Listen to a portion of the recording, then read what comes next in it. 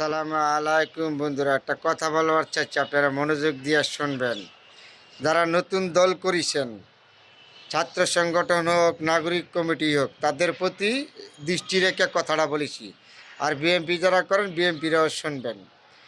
এই 17টা বছর বিএনপি যুদ্ধ করে গেছে একটা দলের বিরুদ্ধে, একটা জুলুমবাজের বিরুদ্ধে, একটা অত্যাচারের বিরুদ্ধে। এই দেশ রক্ষা করে, এই যুদ্ধে যাইয়া, এই পতাকা রক্ষা করতে যাইয়া বিএনপির কত সৈনিক জীবন চলে গিয়েছে অকারণে, আজও খবর নাই। কত মার বুক খালি হয়েছে, কত ছাত্রের জীবন দিয়েছে, পাও গেছে, হাত গেছে, কত লেখকের জাল জুলুম হয়েছে। আমি একজন ভুক্তভোগী, আমি একজন লেখক, ফেসবুকে লেখালেখি করতাম। আমি আরও অত্যাচারে নির্যাতন হয়েছি। এই বিএনপি রাজনৈতিক দলটা 17টা বছর যুদ্ধ করে গেছে। কার জন্য জানেন? এই দেশের জনগণের জন্য, এই দেশের জন্য, এই পতাকার জন্য। কিন্তু রাষ্ট্রীয়র বিরুদ্ধে যুদ্ধ করে না বিএনপি। বিএনপি করছে একটা দলের বিরুদ্ধে, একটা জুলুমবাদের বিরুদ্ধে, একটা অত্যাচারের বিরুদ্ধে। তারপরে বিএনপি কত শত চেষ্টা করে বিএনপির দলটা ধ্বংস করতে পারে নাই। কারণ একটা কথা আছে, রাখে আল্লাহ মারেকে। শত চেষ্টা ধ্বংস করতে পারে নাই। সেই বিএনপির দলটা 17 বছর যুদ্ধ করে আজকে আসছে। যারা ছাত্র সংগঠন দল করেছেন, আপনারা বলেন দেশটা স্বাধীন করে ফেলাইছেন, একটু পিছনের দিকে তাকাইবেন, পিছনে তাকায়া কথা বলবেন।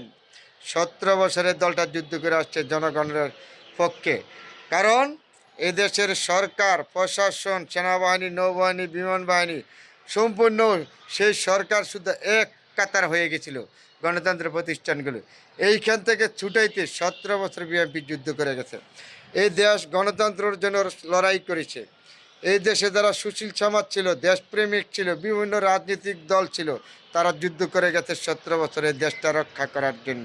কারণ যারা বিভিন্ন দেশপ্রেমিক, বিভিন্ন রাজনীতিক দল, জামায়াত ছিল, বিএনপি ছিল, নূরের দল ছিল, বিভিন্ন দেশপ্রেমিক লেখক, কবি, সাহিত্য, তারা সবাই এই দেশের পক্ষে লড়ে গেছে। এমনকি নির্যাতন তারা শিকার হয়েছে। আমি একজন ভুক্তভোগী, তারপর আমি কথাটা বলেছি। সেই বিএনপির দলটা এই 17টা বছর যুদ্ধ করে আসার পরে, যুদ্ধ আপনার 16 বছর থাকে, স্বাধীন হয়ে একদিন। আপনারা যদি বলেন 17 বছরে একদিনে পাচ্ছে, একদম স্বাধীন করে ফেলাইছেন। এর জন্য বলেছি পিছনের দিকে তাকাই আসেন। এই বিভিন্ন রাজনৈতিক দল কী ধরনের নির্যাতন হয়েছে শেখ হাসিনার কাছে, এই স্বৈরাচারের কাছে, আজকে এই দেশ স্বাধীন হয়েছে। অবশ্যই আপনাদের অবদান আছে, ছাত্র জনতার অবদান আছে, এটা অস্বীকার করার কিছু কারণ নাই। কারণ সেনাবাহিনীর অবদান আছে, এটা কোনো সন্দেহ নাই। সেনাবাহিনীর প্রধানকে আমরা বারবার স্বাগতম জানাই। 40 দিনের মাথায় একটা বিশাল বড় একটা অর্জন করেছে সেনাবাহিনীর প্রধান। এই সেনাবাহিনীকে নিয়ে বিভিন্ন ষড়যন্ত্র ভারত করতে সাহায্য করতে আছে, তবে কিচ্ছু করতে পারবে না। সেনাপ্রধানের প্রতি আমাদের কৃতজ্ঞতা, ভালোবাসা আছে, থাকবে। তবে দেশ আপনার আমার, সত্যকে সত্য বলবেন, মিথ্যাকে মিথ্যা বলবেন। দেখেন কিছুদিন কেউ থাকবে না।